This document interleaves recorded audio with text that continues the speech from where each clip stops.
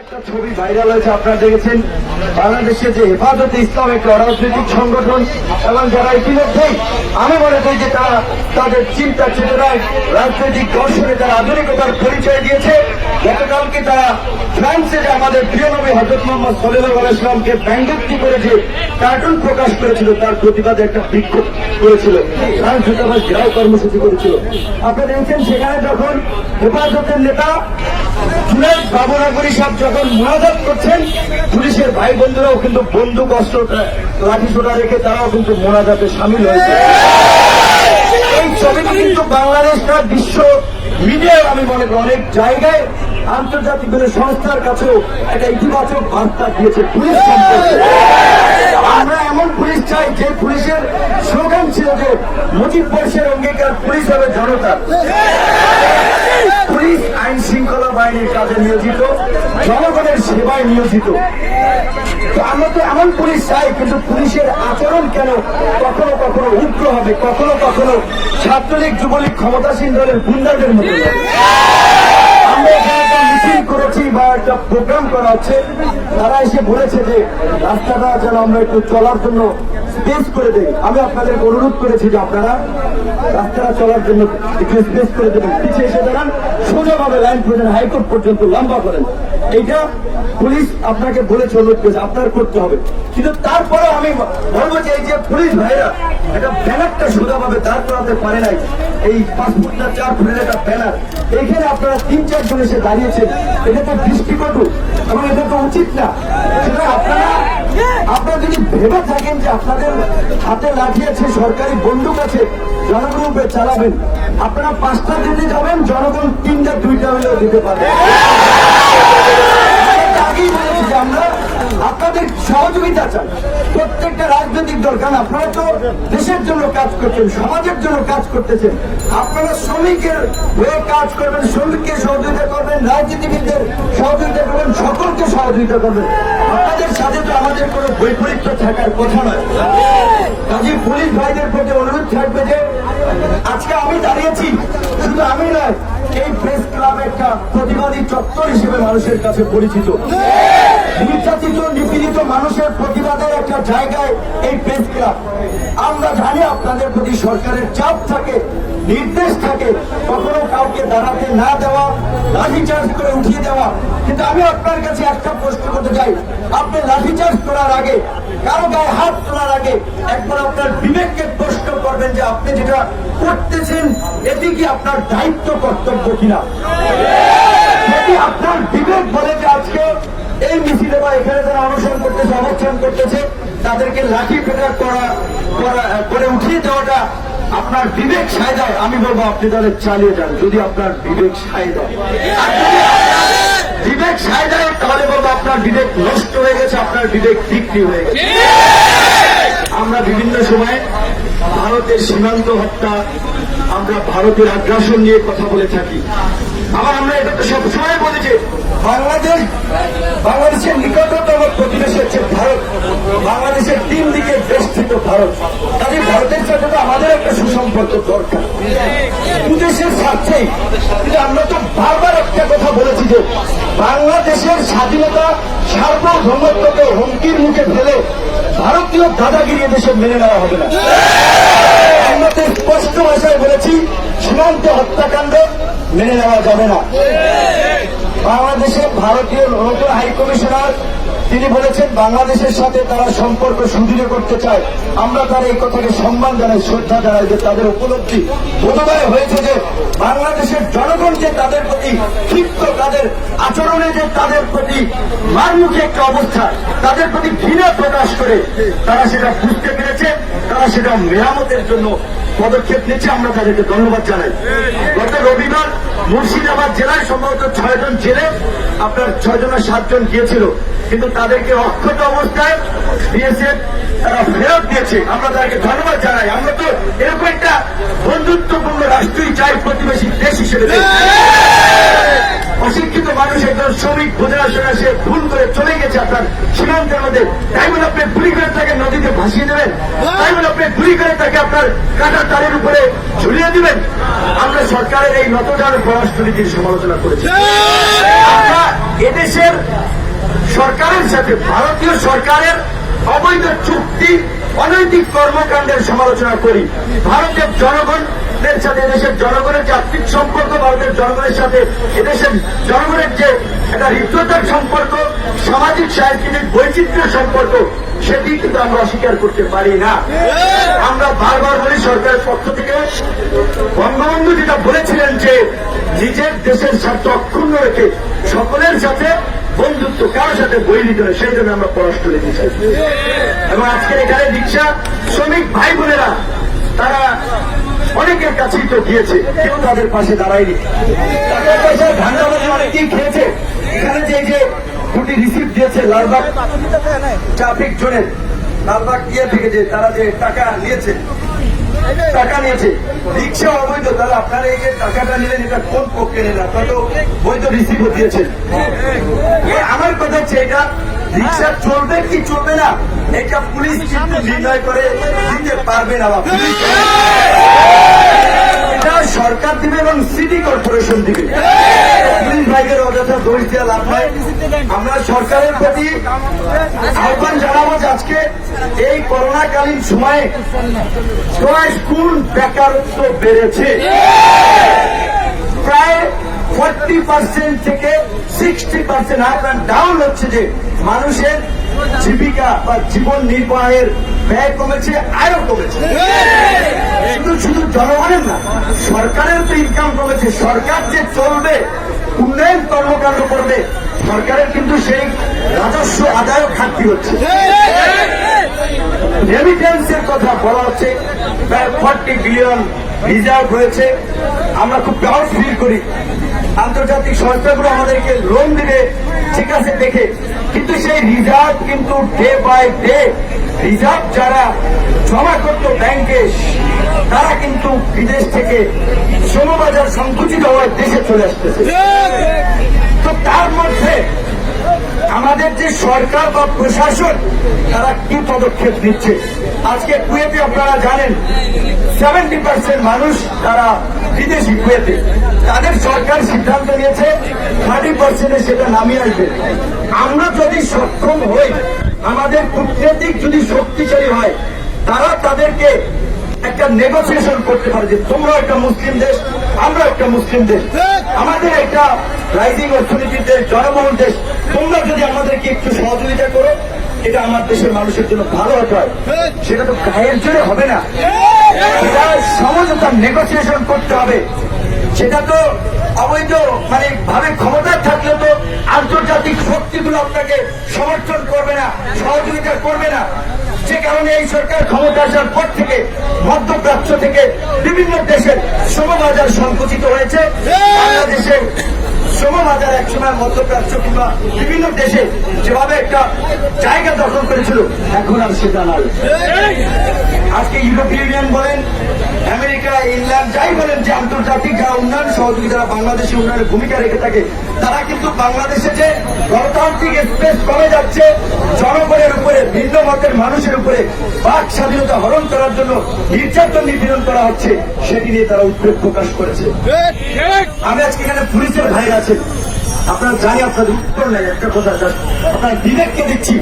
যখন আমেরিকার আন্তর্জাতিক পলিসি নিয়ে কাজ করা ফরেন টিম, যখন আপনার সিনেটররা যখন পম্পেকে অর্থ মন্ত্রী এবং প্রতিরক্ষা মন্ত্রীকে যখন চিঠি লিখল, বাংলাদেশের র্যাব 401 জনকে গুম খুন করেছে, ইউরোপিয়ান ইউনিয়ন বা আমেরিকা যে গণতান্ত্রিক মূল্য, সেখান থেকে এই দুর্বৃত্তদের উপরে নিষেধাজ্ঞা জারি করা হোক।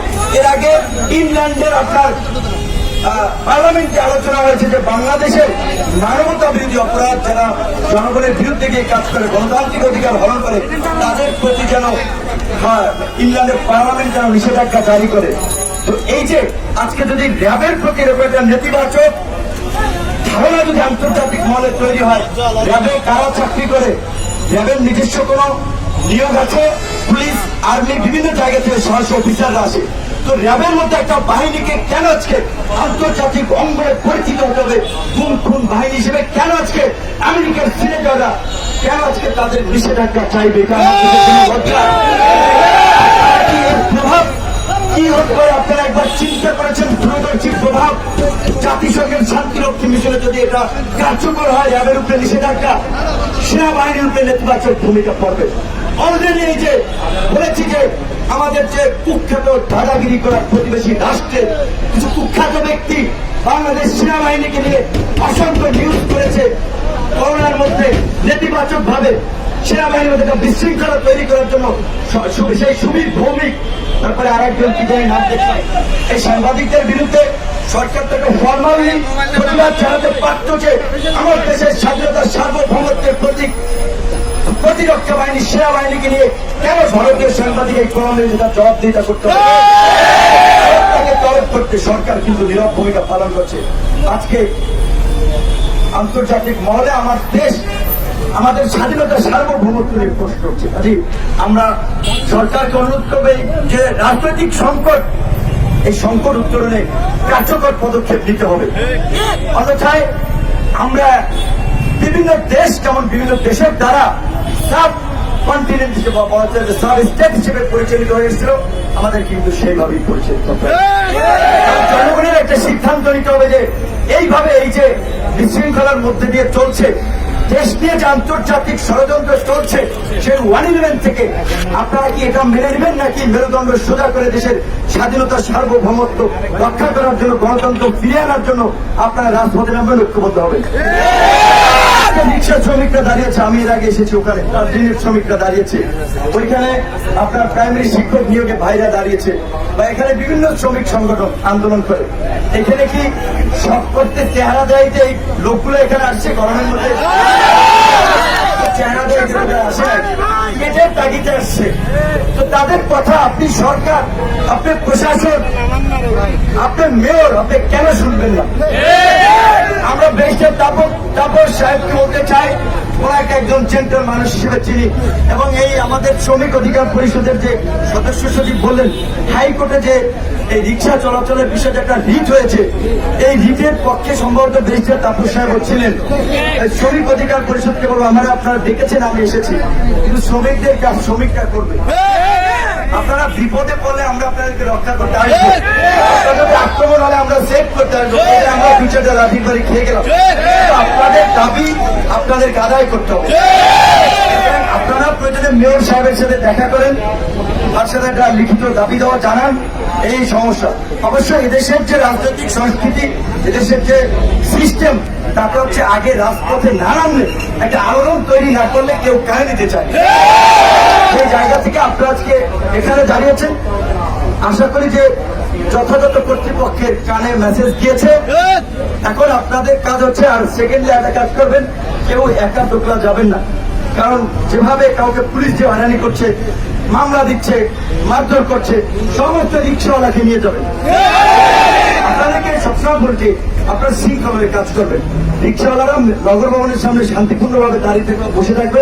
আপনারা 4-5 জনের একটা প্রতিনিধি যে তার সাথে কথা বলবেন যে আমাদের এই যে অনুমতি দেন, আমাদের এটা মেনে নেন। কারণ এই যে পুলিশের ভাইরা বসে, ধরেন আপনারা তো জানেন, আপনি একজন এসআই পদে চাকরি করেন, কনস্টেবল পদে চাকরি করেন, আমার মতো আপনার তো গাড়ি নেই, আপনার তো 20-25 হাজার টাকার ইনকাম। আপনি যদি রাজারবাগ আপনি ওখানে থাকেন, আপনার মাকে, আপনার বোনকে, আপনার বউকে যদি ধরেন এই মগবাজার কিংবা আপনার এই যে পল্টন মোড়, কাকরাইল মোড়ে যদি হাসপাতাল আসতে হয়, তিনি কিভাবে আসবেন? কোটি কোটি কোটিপতি তো প্রাইভেট কার আছে। মেয়র সাহেবদের মতো তো অ্যারিস্টোক্রেটিক যারা, উচ্চ শ্রেণীর যারা, ধনিক শ্রেণী যারা, তাদের তো প্রাইভেট কার একটা জায়গায় 6টা আছে।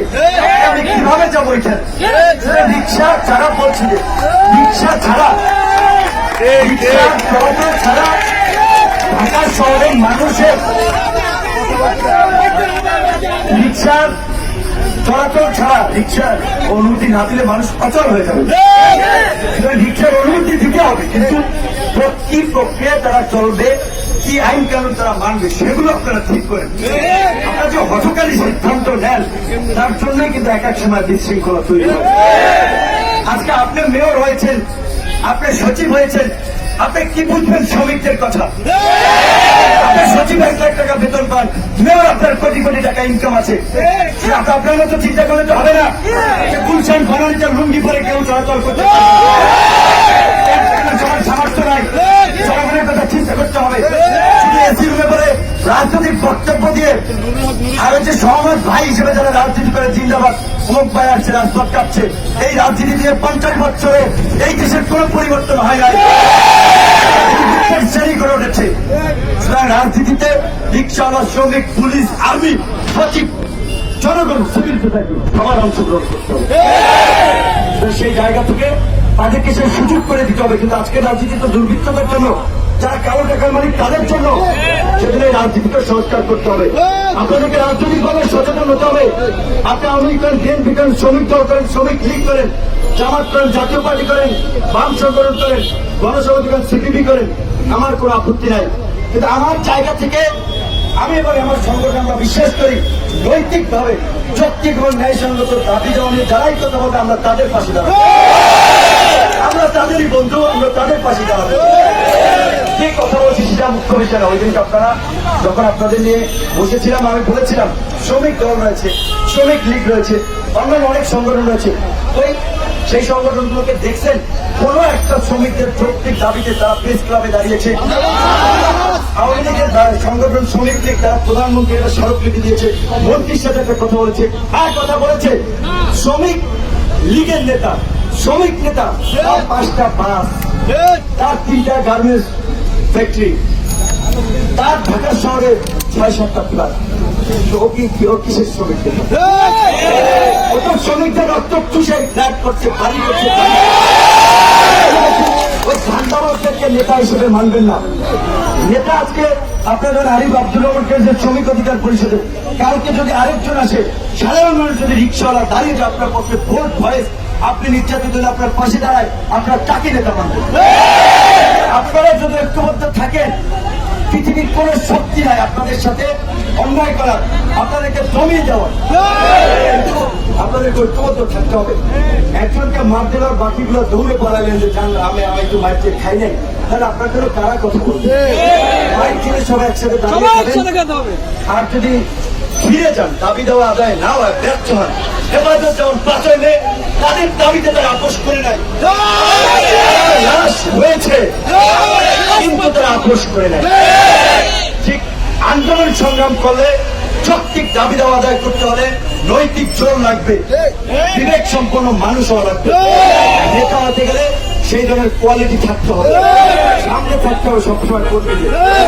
যারা আপনার পেছনে দাঁড়িয়েছে আজকে এই মানুষগুলো আপনাদের ভরসায় দাঁড়িয়েছে, আপনারা এক জায়গায় গেলেন 50,000 টাকার একটা বান্ডেল ধরাই দিল, আন্দোলন শেষ। এই ধরনের প্রতারণা করবেন না। এবং শ্রমিক ভাইদেরকে বলতে 1জন 2জন 3জন যখন আপনারা তাদেরকে রিজেক্ট করবেন, রিফিউজ করবেন, তখন অল্টারনেটিভ নেতা দাঁড়িয়ে যাবে। কিন্তু ধান্দাবাজদেরকে আপনারা সময় দেবেন না, তাদের বিচার করবেন না। সর্বশেষ আমার বক্তব্য এখানে পুলিশ ভাইরা আছেন, কোন মহল আছেন, আমার মধ্যে আপনারা আজকে প্রোগ্রাম করেছেন। আমার ব্যক্তিগত আজকে আপনারা প্রোগ্রাম এনে শেষ করতে পারেন, কালকে পরশু প্রয়োজনে রিক্সাওয়ালাদের নিয়েই যাবেন। আবার নগর ভবনে মেয়রের সাথে টাইম নেন, কারণ তিনি থাকেন কখন থাকেন না, করোনা পরিস্থিতির কারণে বেশি লোক যেতে দেবে না, আপনারা টাইম নেন। কিন্তু বলছি যে 4-5 জন ভিতরে গেল, বাকিরা সামনে থাকতে হবে। 5-6 জনকে হুমকি রামকি দিয়ে ধাবর চক্কর দিয়ে পাঠাই দেবে, এটা দেশের রাজনীতিতে বৈশিষ্ট্য। আপনারা আজকে প্রতিবাদ জানিয়েছেন, আপনারা আমরা কারোর সাথে ধাক্কাধাক্কি করেছেন। যদি প্রপার অথরিটি আপনাদের দাবি দেওয়া মানে আপনারা তাদেরকে ধন্যবাদ দেবেন। আর যদি না মানে পরবর্তী কর্মসূচির জন্য আবার রাজপথে নামবেন, আমি আপনাদের সাথে থাকবো। এবং আমার সংগঠন, আমার সাথে যারা রাজনীতি করে, ছাত্র যুবক প্রত্যেকটাই আপনাদের সাথে থাকবে। এবং আমরা বলেছি যে অন্যান্য রাজনৈতিক সংগঠনের যে শ্রমিক সংগঠন রয়েছে, সেটা হোক আওয়ামী লীগের, হোক বিএনপির, হোক বাম সংগঠনের, আপনারা সবাই এই যে শ্রমিকদের 3টা দাবি একেবারে যৌক্তিক দাবি, একটা ওয়ার্ড, একটা দাড়ি কমাও তারা ভুল বলে নাই।